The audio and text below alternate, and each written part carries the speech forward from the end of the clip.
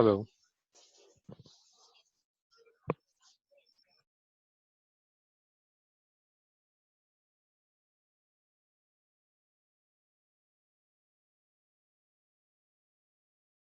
It seems everyone else is joining in, so let's wait for some time.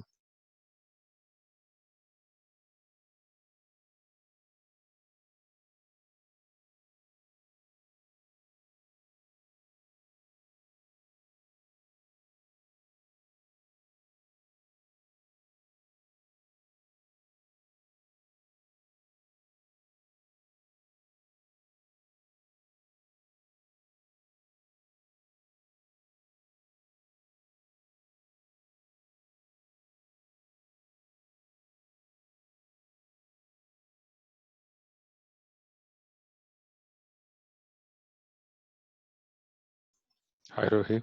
We'll just wait for 1 minute for Sarang to join. Sure, sure.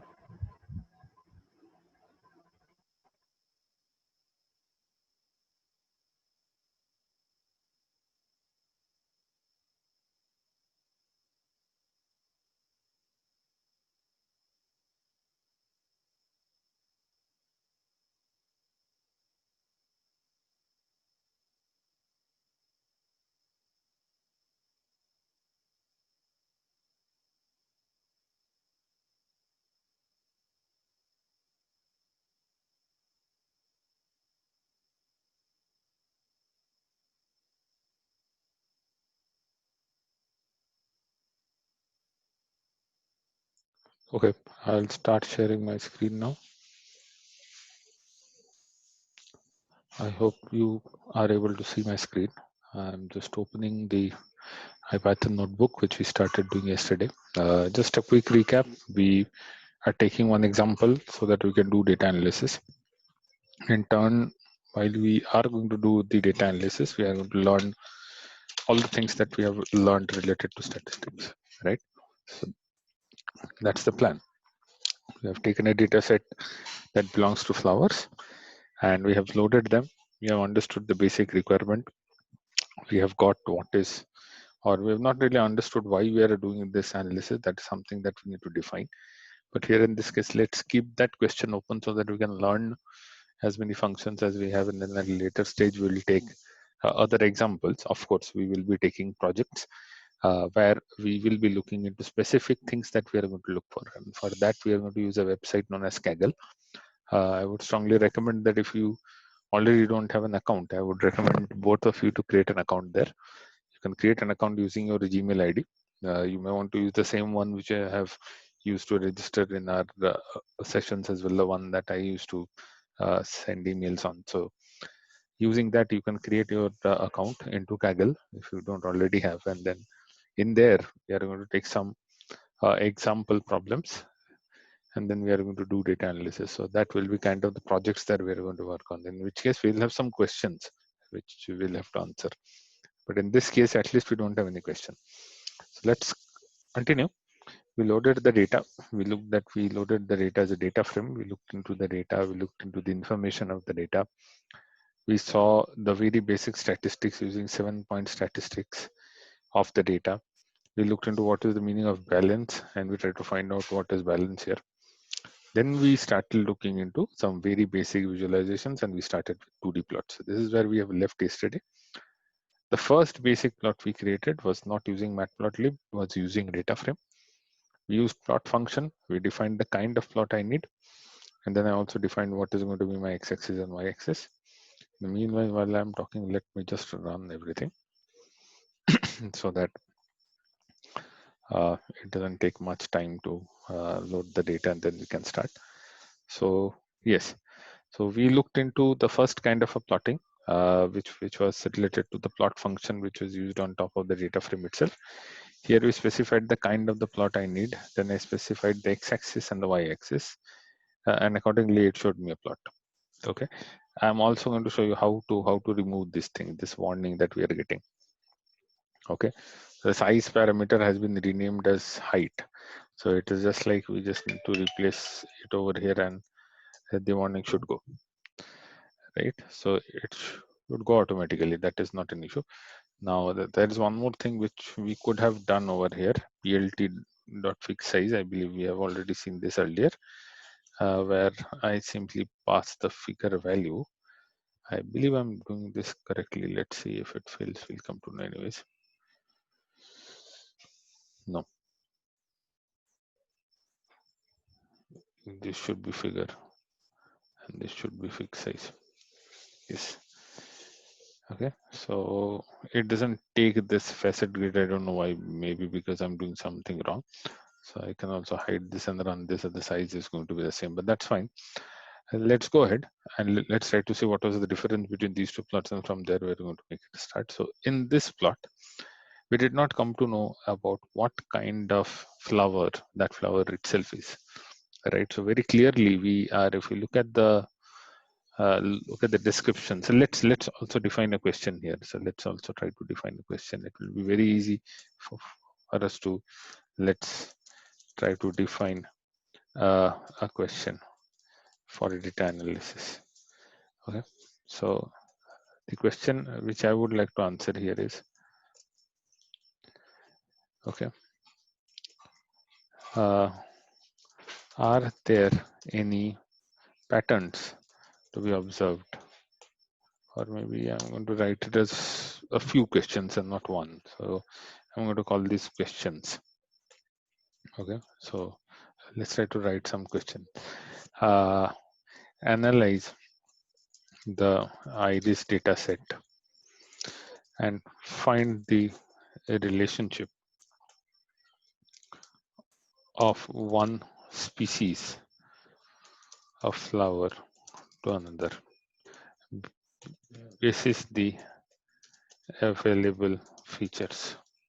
Okay, so that's one thing that we can do. Secondly, we would like to at later stage see, analyze and comment on how each feature determines the species of the iris flower, right? So how does one feature, or how does a combination of features is going to define the kind of flower that I'm actually looking at? So that's exactly what we tried to do here briefly. So we tried to use a function called facet grid. This is a function which is going to create a grid, and then inside the grid I can give the data, I can give the size, and then I can also give the details. All right, let me see if this height is going to change anything. Maybe this will, yes, this height is where the answer was. Fine. Okay, so what we did is, we gave the data set, we give the hue as species. So when we are going to plot x and y, it's going to give us 3 different randomly chosen colors. If you check this function, there should be a way to define the colors as well, I'm sure. But in this case, I'm not doing that. I'm making it as simple as it can be. And then I'm also specifying the height of the graph. Then I'm specifying 2 functions. So at legend is, as the name says, it's as simple as I'm simply adding x and y. And then in the map function, what I'm doing is I'm passing first of all the scatter function or the method from plot. So PLT is my at plotlib. So this itself is telling SNS or CBond that within the facet grid, while you use this data represented by the hue of species, its height should be 8, and then basis the columns that I'm going to provide here, you create a scatter plot. So that's the map that I want you to do, or the mapping that I want you to do, or effectively the action that I would like you to do, right? And then I say plt.show, right? In some cases, there will be a scenario, let's say, and I would like to do that over here.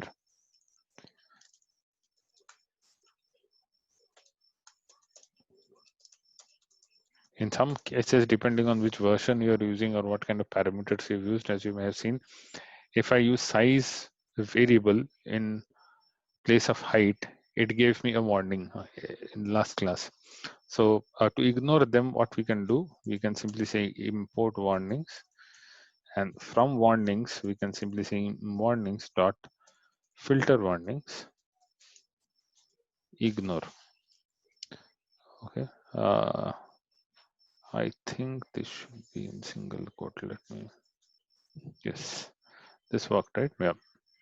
So if I do that, and then let's say I change this height to size, it's no longer going to give me any warning that it is a deprecated feature on the own feature and so on. Right? So just a handy trick.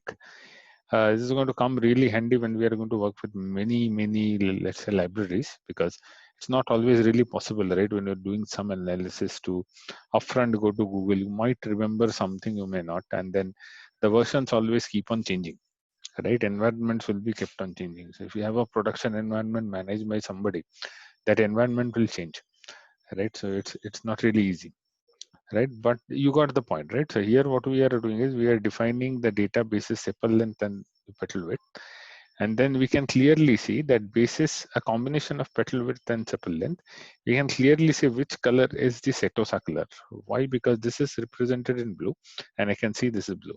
But when it comes to the orange color, which is the versicolor species, and the green color, which is the virginica species, there is some kind of an overlap in this area. This area can be defined as, let's say, the range of petal width will be like 1.4 to 1.6 or 1.7. This is the range where there are quite some overlap, okay, between the versicolor and the virginica species. Or otherwise, these are also very good in terms of the differentiation. So if I would like to simply try and answer the second question that I was actually try to answer, or maybe the first one as well, when I'm analyzing and finding the relationship, right? Now, in this case, I can try and answer the second question, at least for the combination of these two features. If I look at the number of features that I have, there are 4. If I have 4 features, and if in a scatter plot, I know that a scatter plot is ideally a 2D scatter plot is created by means of x and y variable. So if you remember elementary mathematics, combinatorics, 4C2 is the combination, right? I have 4 features. They can be used to create scatter plots. Each scatter plot can have only 2 variables, and hence the combination I can result into is 4C2. Okay, I would like to quickly show you the calculation if you don't really remember. It is 4, sorry, let me just clear this and let me say it is 4C2. Okay, 4C2 is represented as 4, 3, 2, 1. I've actually written 4 in the wrong way. Let me just correct this. So this will be 4 multiplied by 3 multiplied by 2 multiplied by 1 divided by 2 multiplied by 1. Right? So this is the formula to solve this problem. Now, if you clearly see over here, I have a clear case of how many graphs I can draw out of it. Right? So these are the calculations. These are the kind of things that I can do. Now, these are the combinations that I can look at, and you already know what is the best way to create that kind of a combination, right? The best way to create that kind of a combination is what? The best way to do, as we have already seen, is visualize the data using a pair plot. Okay, this function is available inside SNS. So I do a pair plot, right? I use the iris data set and I say hue is equal to species. Okay, let's see if this is going to work.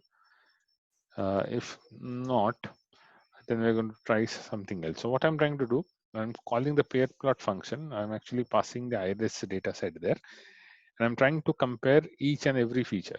And then what I'm saying is for each and every feature, use the color as the species. So here it has created the output. Now we are going to look into each and every of this output because this output is really important, right? And it will give you a lot of information. That is the power of doing the visualization so that we understand what we're doing. But there's a lot of statistics here as well. Let's try to look at the statistics. We are trying to learn the statistical aspects here, right? Now, this graph over here, if I just consider this graph, right? On the y-axis, I have the sepal length. I don't have anything on the x-axis. So let me scroll down and see what is there on the x-axis. It is sepal length, right? Because it is kind of a grid kind of a structure. So it is written at the bottom. So let me just write it over here. Sepal length. Is that right? I think it should be right, right? Yeah. It's sepal length, sepal width, petal length, petal width. Okay. So it is basically sepal length, sepal width, and this is sepal width, right? So what is happening in these graphs? In these graphs, you see the y-axis, which is also sepal length, the x-axis is also sepal length. How do I compare x with x? I don't, right? I cannot compare a single variable with the same.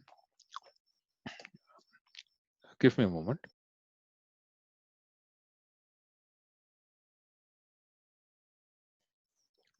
Right. So the purpose of these graphs is to simply show the distribution, right? It is to simply show the distribution basis the colors that it has chosen. It has randomly chosen the colors, which is over here. Some kind of a dark bluish kind of a thing, which is the setosa. So this becomes setosa. Then this orange one is actually the versicolor. And then this green one is actually virginica. All right.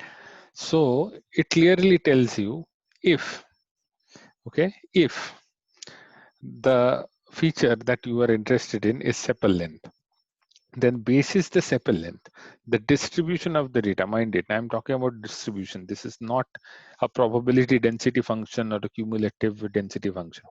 If I mention that, then you consider it as a PDF or a CDF. We have not reached that stage.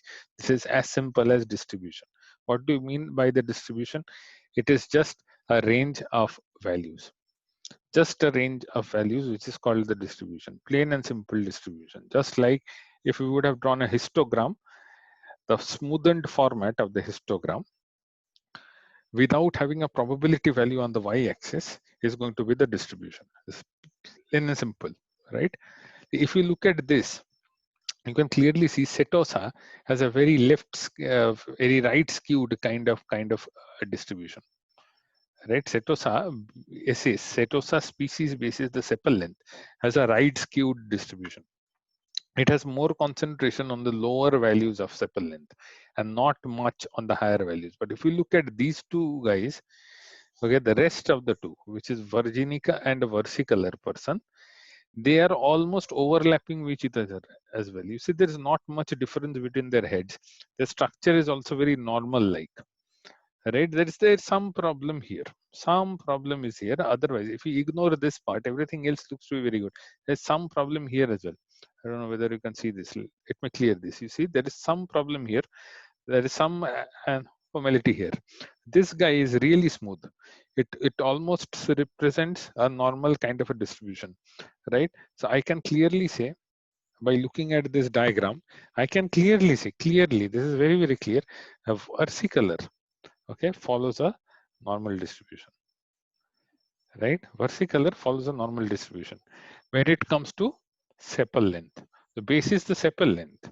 A flower or species of iris flower, which is a versicolor type, okay, if I only consider the versicolor type, then it's going to follow a closer to normal distribution. If you remember, in our notes, we have also mentioned this. You can look at it into our Canvas or onto the LMS, I mean. So there are other tests as well, if you remember, to find out whether the distribution was actually normal or not, right? We have not done those tests yet. We are going to do them. But at least the first test which we do is what? We visualize the data. We look at the data trying to ascertain if it is looking like a normal distribution or not. In this case, it is actually looking like a normal distribution. Right? So that is the reason why I can say that the only species which is normally distributed over a sepal length is the versicolor one.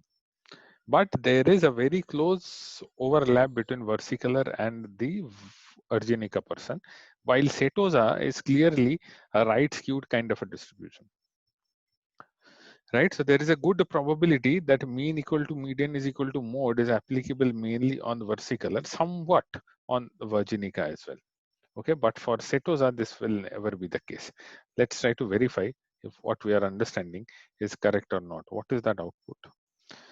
Where is that output? Here it is. But in this output, we have not really taken that species thing, right? So if I take species, let's see what happens. Okay, iris species is equal to setosa. Okay, species is equal to setosa. Oh, sorry, extremely sorry, completely wrong syntax. Right, now I put this inside iris. Right, so this is my new data frame where I'm only looking at setosa. I'm going to do a describe. If I do a describe, look at what is happening. Mean and the median, look how close they are when it comes to sepal length. Right, mean and median are very close. When it comes to the sepal width, that's also very close. Right, if you look at this diagram, we looked at something else. If you look at this diagram, the numbers are saying something else. We are looking at something else. If you look at this, the setosa flower is represented by the blue color, right? But the blue color, as compared to the rest of the colors, is clearly right skewed. Right, the rest of the species are actually centrally tendented, or maybe I can call this closer to the normal distributions. This is what I can see out of the visualization, right? But is that really the case when I look at the output here? The answer is no. See what is really happening here. In case of sepal length, right? This is what we were actually looking for. In case of sepal length for setosa flower, mean is 5.006, median is 5.000. Okay, 75% of the data is 5.2. Max value is 5.8. There is not much difference between the 75% value and mean. So it is quite close to each other, right? But when we are looking into the distribution, when we are looking into the visualization, that is not the case. Okay, this has nothing to do with something wrong with the visualization. It is just this combination which has actually produced a graph like this. The point I wanted to make over here, don't always believe the visualizations upfront. You, if you are coming to a conclusion, if you are going to come to any statistical conclusion, match them with the numbers. Okay, don't always back them with the visualizations, back them with the numbers as well. A combination of visualization and the numbers is going to make the case. Okay, let's look into a different kind of thing then.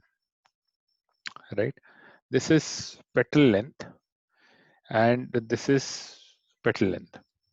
Right, if you look at the distribution, what is happening here is, now I am going to do something else with this graph, and then with the combination of the rest of the scatter plots which I have over here. Okay, let's try to see how this chart was not actually matching with someone else. Okay, how this chart was not actually matching with the with numbers. The numbers are saying something, and this chart is saying something else. So there must be something or some problem with the distribution, right? Now we are just here to understand that this is not a problem. This is just a way to represent or to absorb the diagram. Okay, if we are able to understand what is the diagram, our job is done. Then we are going to move only into scatter plot. So there are three things that we need to look into when we are looking at a pair plot. We are going to look at the distributions, but not single-handedly. If we are looking at the distributions, we must also look at the numbers. Right? So that is rule number one. Rule number two, if you are going to, maybe I can write, right? So rule number one, don't always only look at the graphs. Support them or verify them with numbers. Okay, the second thing is, in the pair plot, so these all the rules are actually applicable rules on output of pair plots, right? And this is actually going to help you perform very basic distribution analysis, right? Now, the first thing is, don't always look at the graph, support them or verify them with the numbers. The second point is, look at the scatter plots independently at least once. We're going to look into this, why or what I am saying. But first, we're going to look at an interesting point, which is point number 3. Try to look at the scatter plot and the distribution plot for one set of, or for one specific, or for one row, and for one column and all rows in the output. Now, what do I mean by this? Okay, try to look at the scatter plot and distribution plot at once or together for one column and all the rows in the outputs. So one column is this, right? The vertical thing is the column. This is the second column, third column, fourth, and rows are onto the horizontal side, right? So I'm going to look at the distribution here, or the diagram here, and I'm going to try and compare it with these scatter plots, which is in the same column. The rows might be different, but it's in the same column. What do I find? Let's take a pen. This diagram is heavy like this because I have some of the flowers in the blue color. So blue is the setosa flower, right? The setosa basis the sepal width has a range which is something like this. Then I have the petal length where the range is something like this, right? And then I have, let me just clear, then I have the petal width where I have the distribution which is something like this. Now a combination, okay, let me just do one thing. Let me clear all the drawings and let me the mouse. Okay, I'm just trying to zoom this out a little bit so that I can show you what I want to show you. I hope you can still see the screen, but you will get my point why I zoomed out like this. If you look at this part and this part and this part, if you virtually add them, it creates this. Right, so that is the actual meaning of the distribution that we're seeing over here. It's actually not the probabilistic kind of distribution. It is the actual scattered distribution of the data based on the variables that you are going to consider on y as compared to the single variable which is there on the x-axis, and then the combination. So this plus this is equal to this. So this distribution is actually virtually an amalgamation of these three things. So if I call this 1, if I call this 2, if I call this 3, then 1 plus 2 plus 3 is equal to 4. Right? That is exactly what happens in any of the other graphs as well. You see, if you look at the green over here, green is mostly concentrated on the center. You see the distribution is also in the center. Now in any of the other scatter plots also, you will find green is almost in the same range when it comes to x and y. Same range when it comes to x and y. Same range when it comes to x and y.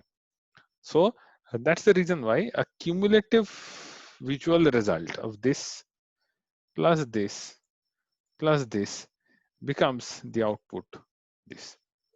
So that's the way to read these graphs, and that's the way to understand how the variation is.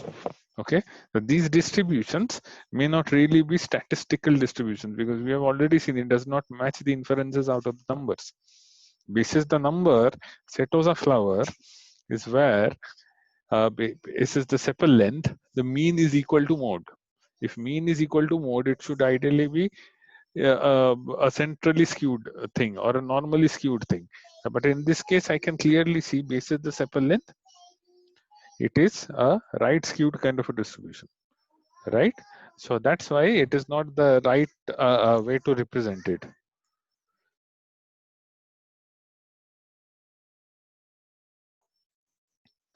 Right, so that's the first thing I wanted to show you. Then let's go ahead and let's look at the other point. So we have looked into point number 1, we've looked into point number 3, let's look into point number 2. Point number 2, look at the scatter plots independently at least once. So let's take any random kind of scatter plots. Let's say this one, right? So this scatter plot over here, y-axis is the sepal width, right? So I'm actually talking about this one, Okay, this scatter plot here, the y-axis is actually sepal width, then I can clearly tell you x-axis is going to be the petal length. Right? Why is this so? Because I can see row number 1 is this, row number 2 is this, row number 3 is this. Then column number 1 will also be sepal length. So this column will be sepal length, this column will be sepal width, and this column will be petal length. And this one obviously will be petal width. So this is petal width, this is petal length, this is sepal length, and this is sepal width. All right. Now let's randomly take this graph, the graph that we have already chosen. There is a clear demarcation basis the factors petal length and the sepal width on this flower. Okay, this is one of the things which we have also seen earlier. Then there is a clear demarcation basis the sepal length and the petal length on this flower. This blue flower is what? It is the setosa flower. So clearly, if you look at this diagram, even this diagram, right, basis the petal width and the sepal length, or the petal width and the sepal width, there is a clear demarcation of this flower setosa. So setosa is like very clearly distinguishable from the rest. Is that the case in the other graphs as well? You see something is happening here, which is somewhat, I can't say it is clearly separable. So with respect to sepal width and sepal length, the flower setosa may not be clearly distinguishable from the rest, but it's quite. But when it comes to petal length and let's say petal width, it's clearly distinguishable. Is that the case with the rest of the values as well? The answer is yes. You see over here. In case of the petal length, let me just clear all the diagrams. In case of the petal length being compared with the petal width, I can clearly see there is a demarcation. The petal width being compared with the petal length, I can see a clear kind of a demarcation. So these two graphs are actually the opposites of each other. I think we have already touched based on this. Anything which you see on the diagonal, right? So this diagonally we have the distribution plots. Anything which is below the diagonal plots, which is 1, 2, 3, 4, 5, 6. So there can be 6 diagrams. I think my calculation was wrong earlier. A combination is going to produce only 6 diagrams. I think there was a mistake in the calculation earlier, right? I think the formula that I wrote earlier was wrong. The correct formula will be something like this. So I have 4 features, combination of 2, because there is a scatter plot. It's going to give me 4 multiplied by 3 multiplied by 2 multiplied by 1 divided by n, right? So xcy is x and then the factorial of x in the numerator. In the denominator, I should have y factorial and y minus uh, uh, x minus y kind of factorial. So this will be 2 multiplied by 2 into 1, right? So this is what I have to do. Now this part comes where I think there is some chat which is coming over here. 4p2. Okay, I will have to check that actually, Leroy. Thank you for informing. Let me just quickly check if that is the formula for 4c2 or 4p2. The calculation will be something like this. Let me just get back to you on this. I was under the impression that it is 4c2, but just so you say, I will be getting back. So the combination here is going to be what? 2 multiplied by 2. So this is going to be 4. And here we have 4. So I can get rid of 4. And I can get rid of this 1 as well. So 3 multiplied by 2. Now I can clearly say 3 multiplied by 2 is equal to, no, the answer is not actually matching. I think you were right. So let me quickly go back. Maybe in the next class, I'm going to look into this. I will also verify the formula. Okay, but overall, the point which I wanted to make is on the diagonal side, we have the distributions. On the left side, on the bottom side of the distribution, we have 6 plots. Okay, 1, 2, 3, 4, 5, 6. We have 6 plots, and then on top we have the same 6 plots, which is just the mirror image of the bottom 6 plots, right? So this is one very good analysis that we have done. We have started with the 2D plots. We have started to look into the 2D plots, and then we have looked into why or how things go, right? Now, That's one way. The second thing which I wanted to do is kind of a 1D plot. Now, when I'm going to plot the 1D plot, what I am actually going to do is that I'm going to look at a function. So maybe I can just say this as 3. And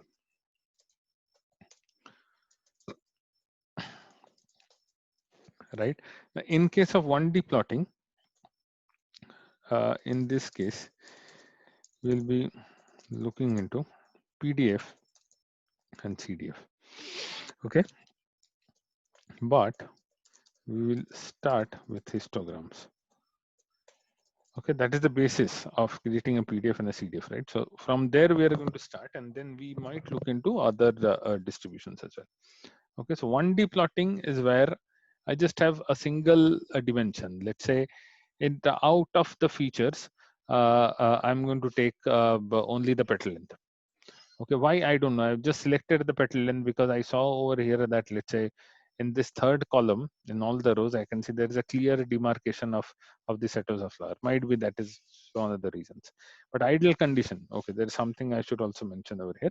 Ideal condition, this kind of plotting, right, should be done for each and every combination. Okay, so try and find out all the combination or use tricks like using pair plots.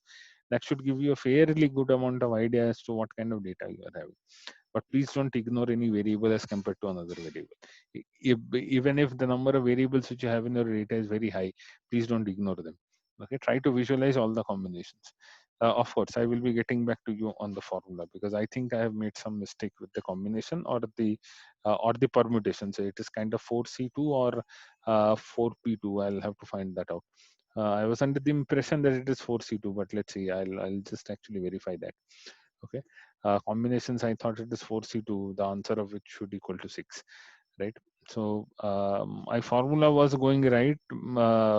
Actually, the formula was something like that only. So let me just see if I did the formula correctly or not. It should be 4C2. 4C2, which should be equal to the factorial of x, which is 4 factorial. So 4 factorial is on the top. Then I have 4 minus 2, okay, multiplied by 2 factorial. This should be the outcome. So 2 factorial is 2, 4 minus 2 is 2, 4 to factorial is what? 4 into 3 in multiplied by 2 multiplied by 1 by. So now the denominator is also 4. I have 4 over here. I can remove this. I can also remove the 4 over here. 3 into 2 into 1 is equal to 6, right? So I believe this was 4C2 only. But let me verify that. Yeah. So now we will start with 1D plot. Sorry, clear. We'll start with 1D plot. We'll just quickly see one example because we don't have much time, and then we are going to move ahead with the rest of the examples in the next class. So clearly, the petal length thing over here that we have already seen, petal length is giving a very good kind of a distinction, at least with respect to the setosa flower. Rest of the flowers we'll see. Let's try to see if I can draw a probability distribution function. Okay, now a distribution function of any sort is given by a function which is known as dist plot, right? So that's exactly what I'm going to do. But I'm going to use the technique which I have already applied over here. Let me just copy this because this is exactly what I'm going to do. I'm just going to change the, let's say this, okay? So exactly what I'm going to do is that I'm going to use this now, sns.distplot. Okay, please do remember that I don't think distplot is available into matplotlib, but we may want to check that, right? Now, this is what exactly I am going to do over here. I have used the same function facet grid applied with map, applied with add legend. Let me just run this. I don't want to waste time. And here is the output. On the y-axis, which I have not specified here, this is a 1D graph, and that's why I only have x-axis. X-axis is the petal length, so this is the petal length. On the y-axis, what do we have? We have the probability distribution. Why? We have the fraction of the histogram. The one which you see in bold colors, right below the line. right? The one which you see in the bold color, that's the actual histogram of the data given by the colors on the right hand side. And the smoothened curve that you see over here is the PDF. That's exactly what we discussed as well, right? If you join the heads of each and every bar of the histogram, it creates a PDF. Now, what this PDF means, what is that it is going to do? Something that will need time. Hence, let me save my file and let me close the session as of now. I will be getting back to you by tomorrow on the formula as well. Okay, so let's make a close here. Thank you. Thanks all. Thank you.